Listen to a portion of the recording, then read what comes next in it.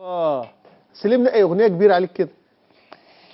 لا يعني انا بميل طبعا للاغاني الطربيه، وبحب طبعا ان انا اغاني شبابيه، يعني انا بميل للاتنين. وانت طبعا بحكم ان انت راجل عجوز، التربيه بالنسبه لك اهم من الاغاني الشبابيه اللي بيقعدوا يتنططوا فيها دي.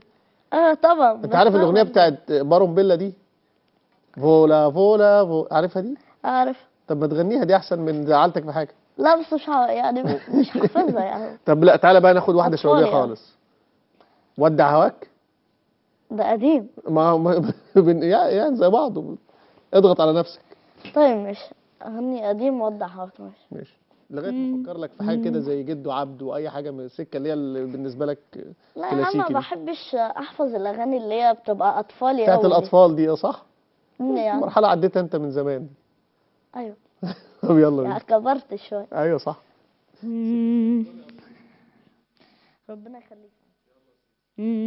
ودع هواك وانساني عمري اللي فات ما حيرجع تاني. ودع هواك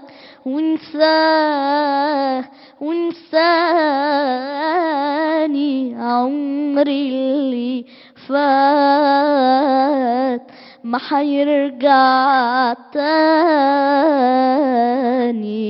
كان حلمي وراح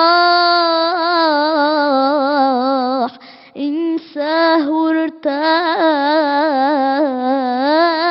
كان حلمي وراح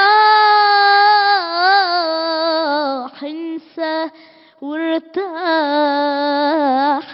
ودع هواك